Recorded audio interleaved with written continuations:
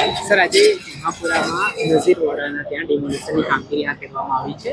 કઈ રીતનું ડિમોલિશન કરવામાં આવી રહ્યું છે, કેટલા સ્ક્વેર મીટરમાં ગેરકાયદેસર બાંધકામ?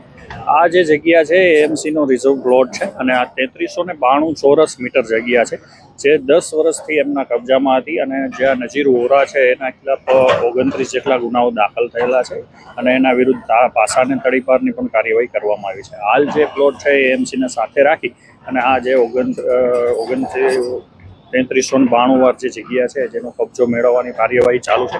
આ કબજામાં દરમિયાન તેની ગેરકાયદેસર ઓફિસ, 2 રૂમ અને એના માણસોના રૂમ કરી અને કુલ 5 કે 6 રૂમ બનાવવામાં આવ્યા છે અને આશરે 500 વારમાં એમનું કન્સ્ટ્રક્શન છે, જેની પ્રવૃત્તિ અત્યારે જે છે ખાલી કરાવવાની અને કબજો એએમસીને સોંપી દેવાની કાર્યવાહી ચાલુ છે. સર, શું એક્ટિવિટી મૂળ અહીંયા કરવામાં આવતી હતી ને જે એક્ટિવિટી થતી હતી ને હજી કેટલા એવા બાંધકામો છે ગેરકાયદેસર છે પોલીસના રડારમાં છે? હજી અહીંયા તે પોતે ભાડે રમતગમતના સાધનો બાળકોને રમવાના એને એ લોકોને ભાડે આપતો હતો અને લગ્ન પ્રસંગમાં પણ કોઈ ન હોય ત્યારે પણ એ લગ્ન પ્રસંગ, સગાઈના પ્રસંગે આ પાર્ટી પ્લોટ તરીકે એનો ઉપયોગ કરી અને ભાડાની આવક એમાં કમાતો હતો.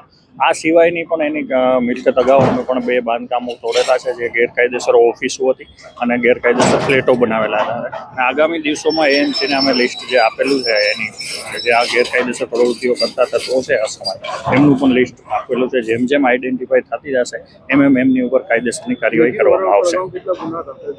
નઝીર વોરા ઉપર અગાઉ 29 ગુનાઓ દાખલ થયેલા છે, જેમાં ખંડણી, હત્યા, હત્યાની કોશિશ, જમીન બચાવવા જેવા અલગ અલગ પ્રકારના 29 ગુના છે અને એના ઉપર 9 જેટલી પાસા અને તડીપારની કાર્યવાહી કરવામાં આવે.